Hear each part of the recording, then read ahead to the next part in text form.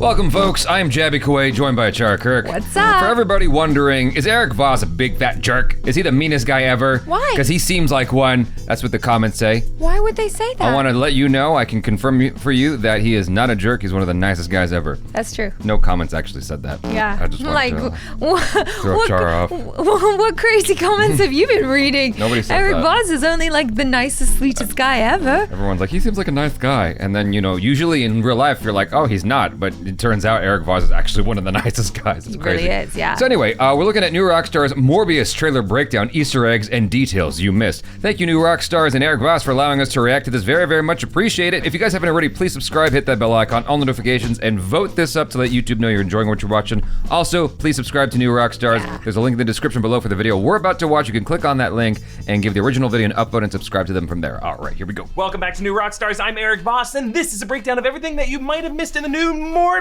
trailer. I'm sure we which missed a packs lot. in non-stop Marvel Easter eggs on every Yes. visible surface. Really the that's best right, hype man for a Oscorp. vampire trying to get into an MCU party. I don't know if I should let him in. It looks like he wants to suck my blood. Yeah, sure, but he's friends with multiple Spider-Mans, Spider-Man villains, Spider-Man newspapers, Spider-Man skyscrapers, and he gets a tan, beefy bod out of nowhere like Spider-Man did. So you gotta let him in. Okay, whatever. I'm sure I won't regret this. But this, there is so much to break down. Not just the big Marvel Easter eggs, but some more subtle details that could clue you into this studio's bigger plan for how all of these titles may be connected to the Yeah. MCU and Spider-Man No Way Home. So let's get started.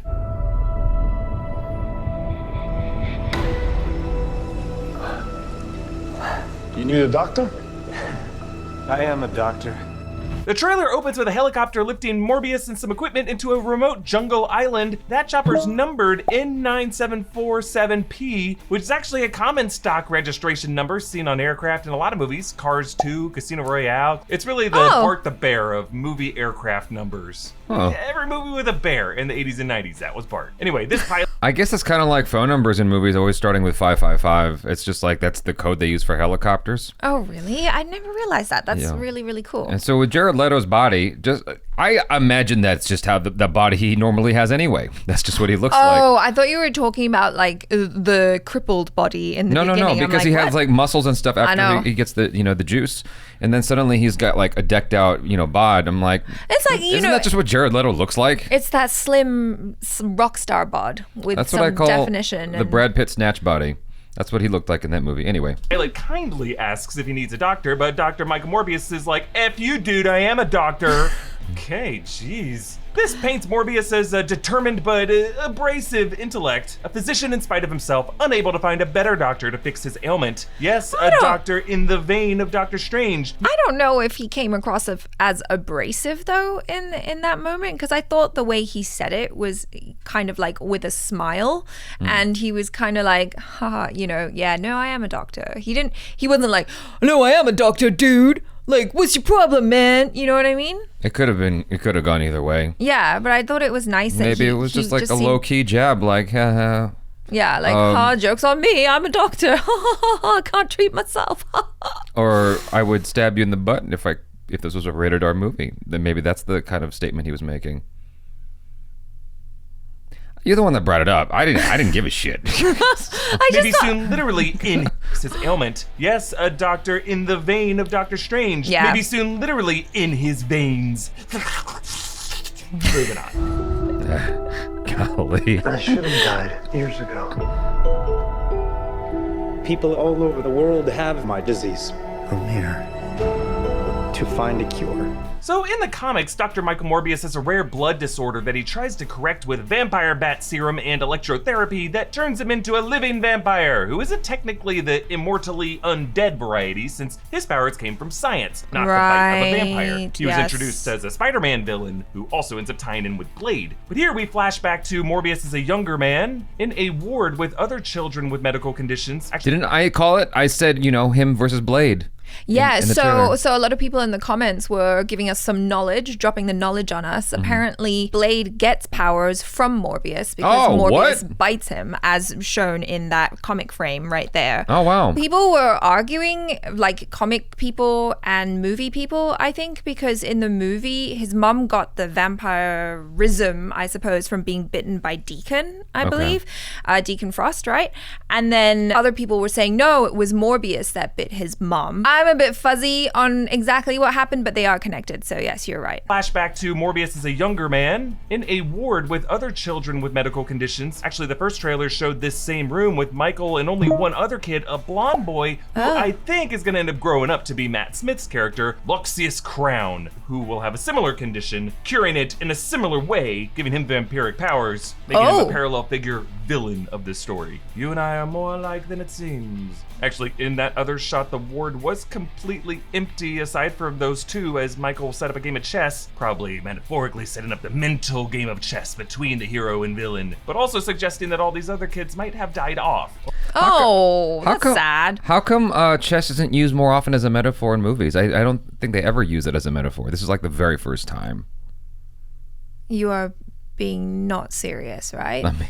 I'm being extremely facetious. I just wish they could find other things, you know? It's like the classic metaphor. It's the perfect metaphor. Do you know what I mean? Like, it's the perfect metaphor for war, for any sort of battle. But after Queen's Bandit, it's like you got to stop using, chess metaphors. Queen's Bandit? Yeah, I know. I'm just fucking with you. Or maybe they're just playing outside. Yeah, can that be it, please? Now, in the comics, Crown becomes the villain Hunger with his own vampiric powers. But this is not to be confused with Hunger, the Devourer of Realities. That's the universal scale parasitic force from the Jim Starlin Thanos comics. It's a completely different thing. Lots of things can be hungry, folks. It looks like goofy. Matt Smith is It doesn't look playing a scary at all. Marvel-eating hippo. No. Adult Michael is cared for by Martine Bancroft. And we see his more vulnerable, gentler side. A doctor trying to cure not only himself, but others all over the world, including sweet little Anna here, who draws pictures of a sun over the ocean with a second sun behind it, making a silly emoji face. She's the best! And more importantly, she knows there are multiple realities with multiple sillier worlds colliding with each other, so save her, Dr. Morbius. We need her. Moving on. We have to push the cute. boundaries, take the risks. If you're gonna run, do it now.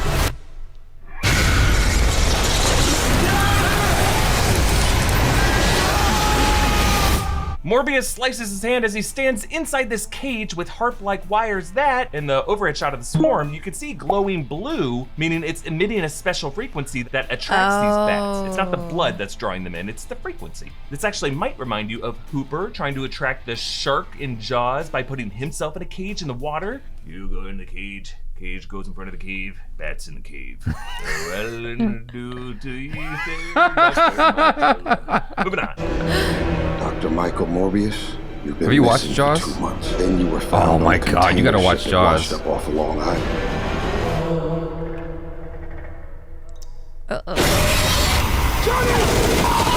Now the music in this trailer is The Doors' People Are Strange, a song that also features prominently in the vampire film The Lost Boys. Oh. Jim I love Morrison's that movie. words evoke the loneliness Dr. Morbius now feels as a living vampire, but we also cannot help but draw a connection between the strange folks currently tampering with reality in a way that might have caused these multiversal incursions. didn't even Tyrese catch Gibson's that. playing Simon It's so obvious. It's so obvious, and I didn't catch that.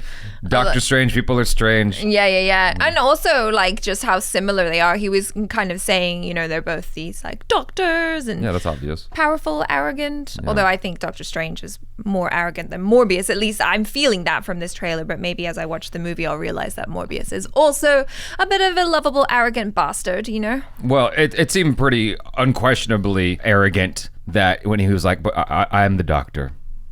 Like, there's no dispute there. He was a big fat asshole in that moment. Whatever. reality in a way that might have caused these multiversal incursions. Tyrese Gibson's playing Simon Stroud, here an FBI agent investigating Morbius, but in the comics, a vampire hunter who tries to hunt him down. This container ship incident may be based on Morbius's origin in the Amazing Spider-Man 101 when he slaughtered everyone aboard a ship and, horrified by his actions, actually tried to commit suicide, but it didn't work. And you gotta love that classic horror imagery here. Some blood dripping on the hand from the monster above. This is the kind of thing we've seen in Silence of the Lambs, Jurassic World, This also reminds me a lot of Aliens, but this may remind you of the blood dripping from Peter Parker's arm in the first Sam Raimi Spider-Man and nearly fell on Norman Osborn, but instead made the loudest splat ever.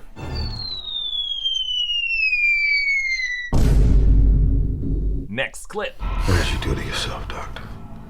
I wish I knew.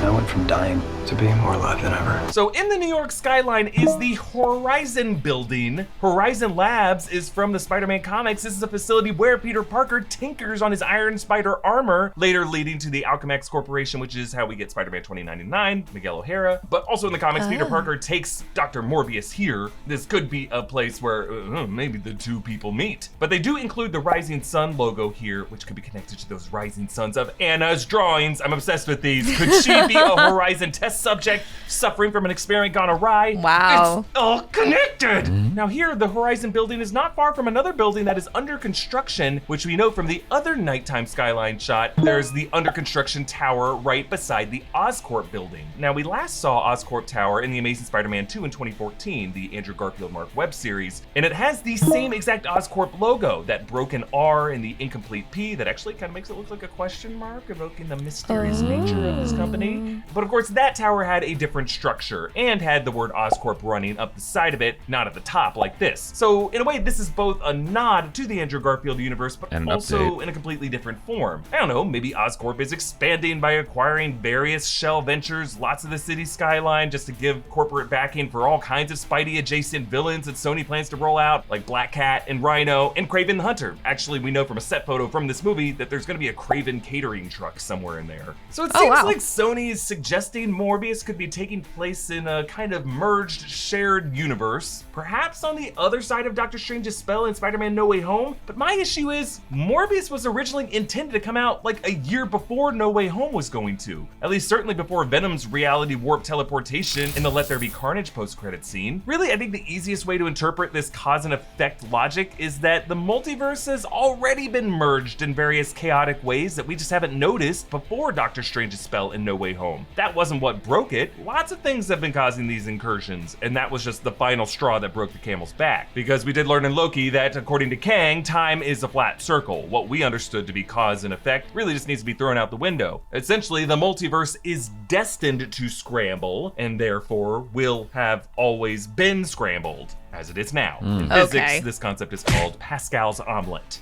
Let's move on. It worked. Not exactly. I have increased strength and speed, some form of bat radar. What else can I do? So Morbius releases sonar bursts like a bat does, and I like how from its perspective it causes the surfaces to swirl with this fluid, smoky texture, transforming walls and floors from hard surfaces that would hurt his fragile body if he were smack into them, to now a more amorphous environment that he can just kind of float through. On Morbius's chalkboard are some letters referring to the base pairs in a DNA protein strain. Yes. And actually to the left is written PKB37, PKB49, etc., etc. These are actually all weights of silver. Silver is of course a weakness to werewolves and a lot of vampire fiction to vampires as well. Perhaps Morbius was testing what weights of silver have the strongest effect on him now. And then on his desk in front of him is an open textbook on bats and an empty blood bag. Michael Morbius, did you just sip blood out of that boba tea straw tube? And then he lifts a massive stone tomb. You know, these things that medical doctors leave lying around their offices. And then he booms his echolocation across the city. You can see it's honing in on this green and red skylight window. It's hard to tell what building this is, but it does give off some kind of red glow on the left side as the burst passes it, making me think this could be the Horizon building that has a similar red glow. But there's also a tall construction crane to the upper left, so this might be near that under construction tower beside Oscorp. Really, I just think Morbius's final battle will go down with Luxius Crown and his allies at Oscorp and or Horizon, maybe to retrieve a serum that can help patients like Anna. Next clip.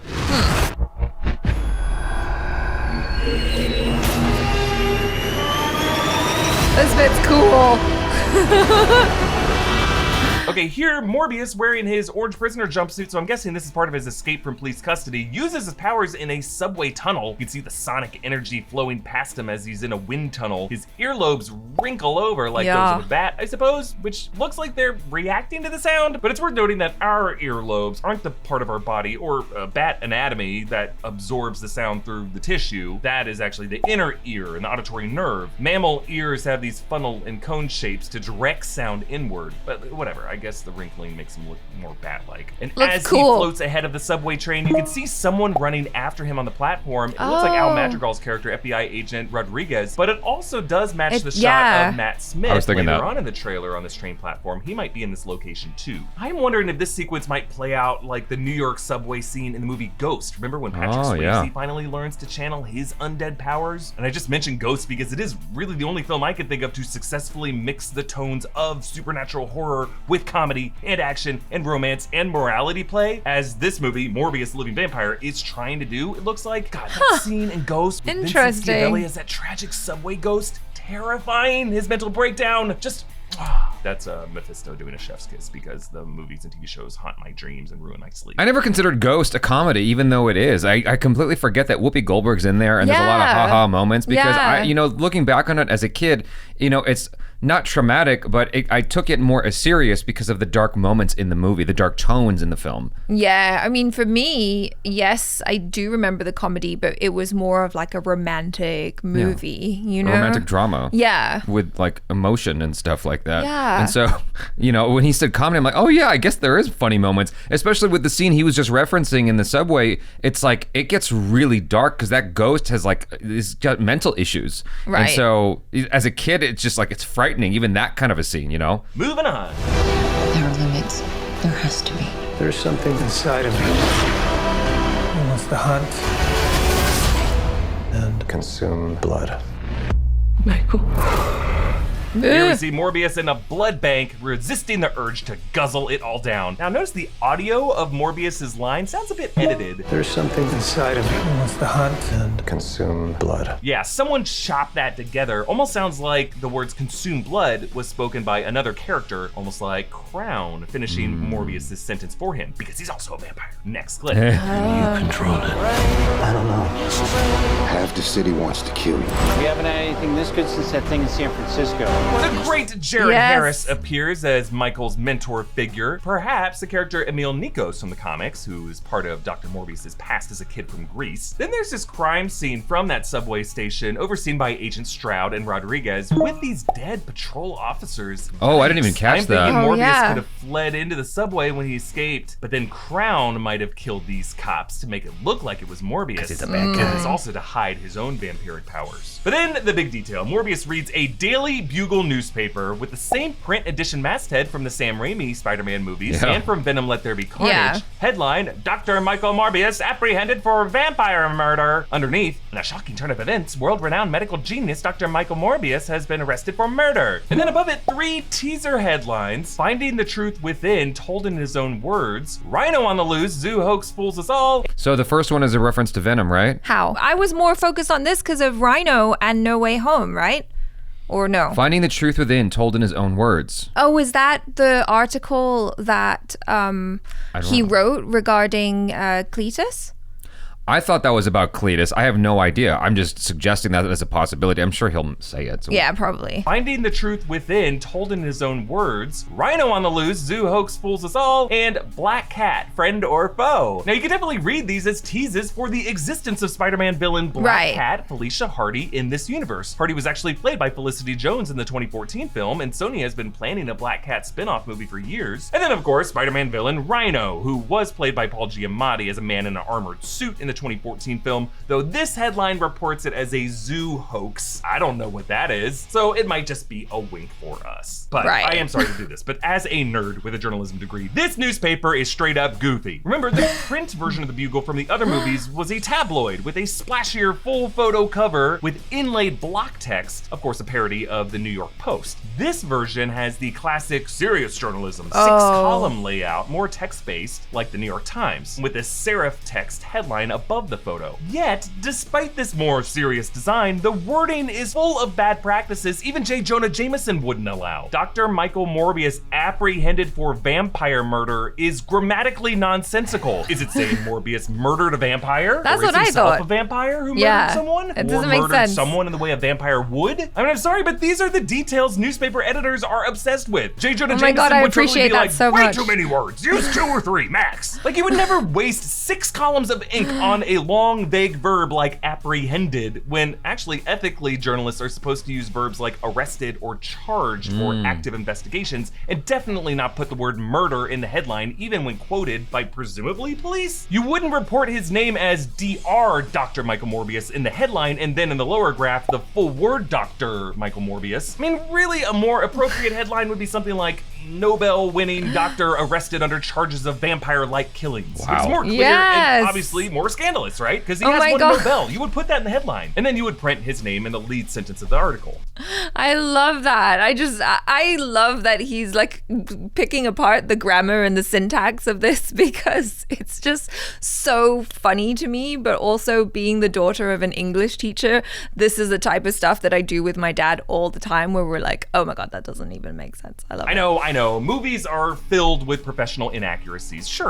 But every time the Daily Bugle has shown up in a Sony movie, they have been weirdly fixated on the whole media industry side of it. Like, Let There Be Carnage is all about toxic relationships between true crime reporters and their subjects. In the Raimi trilogy, J. Jonah Jameson absolutely pushes overly salacious headlines, but that is something that happens in the real world. The New York Post totally does that. But at the same time, he also lectures Peter Parker on libel. In fact, as a kid, that's where I first learned the difference between libel and slander. And then in the third movie, he totally fires Eddie Brock over plagiarism and goes to the length of printing a retraction. And then in Far From Home, that makes the Daily Bugle a direct parody of Alex Jones' InfoWars. I'm just saying that when it comes to whatever these movies want to say about journalism, they normally put a ton of thought into the way they depict the Daily Bugle. But here, I'm like, Christ, you couldn't even reduce the kerning between the B and the A?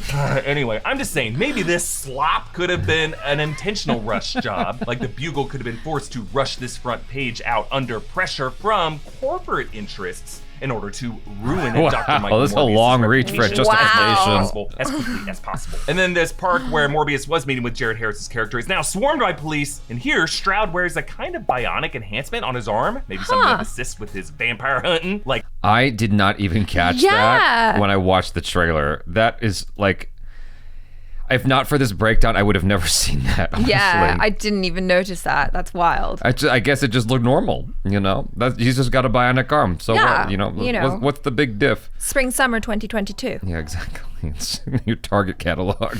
Come pick up your bionic arm today. Yeah. $19.99. on his arm, maybe something that assists with his vampire hunting, like retractable wooden stake claws. Or, you know, with that tubing, maybe something that could extract Morbius's blood. Then Agent Garlic Rodriguez juice. references that thing in San Francisco, likely referring to the Yes. events of the first Venom film set in San Francisco. Remember that, when the Life Foundation was exposed for human testing using alien goo? But I don't know, if this universe is connected to the MCU or even other Spider-Verses, would that crime really be the biggest event these FBI agents would be referencing over the past few years? I mean, depending on how deep in the MCU this movie's gonna try to be, we did have a freaking blip, and then arguably even bigger in San Francisco, you had Giant Man swimming around in the bay in Ant-Man and the Wasp. You had buses flying all over the street in Shang-Chi, which we know from the social media in that movie was a viral event. But here, Stroud finds an origami bat, I'm guessing a kind of calling card, left behind by Morbius at the sites of his good deeds. But it looks like it was folded from a note containing his chemical equations from his lab, maybe a message for the agents that he wants them to find. Moving on. Control you.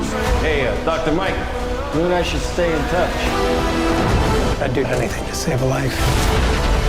But I don't know what I'm capable of.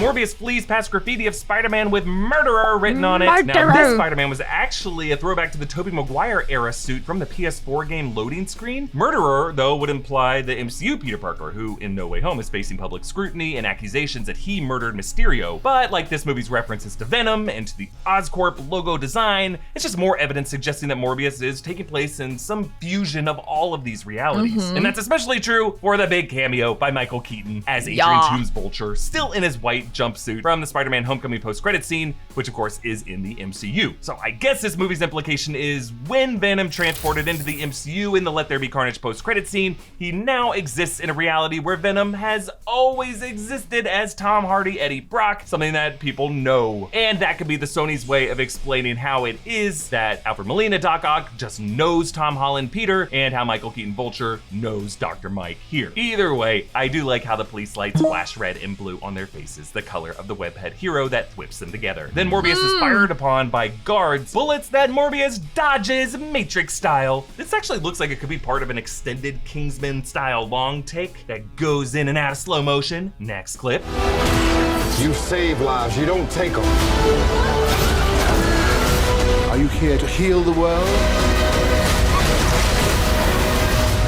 Or to destroy it?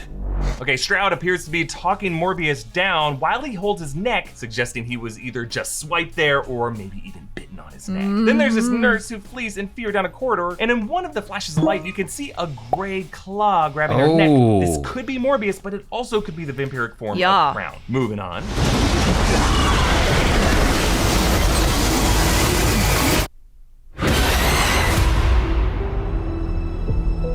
Okay, a massive swarm of bats fills the space. At first, the camera is actually shown from the point of view of one of those bats, and then at the center of it all is Morbius's form. You can actually see a glimpse of purple behind him, probably part of his classic purple cape from the comics. And then we see Morbius's nasty boy roar. It looks like he's got some fresh blood on his teeth, telling us that he might have just taken a bite out of something or someone. Let's hope it was out of crime. And then we get the title, which, like all the title text in this trailer, has its inner life force lowered until it turns red, drained like blood from a vampire bite. And then on to the last clip.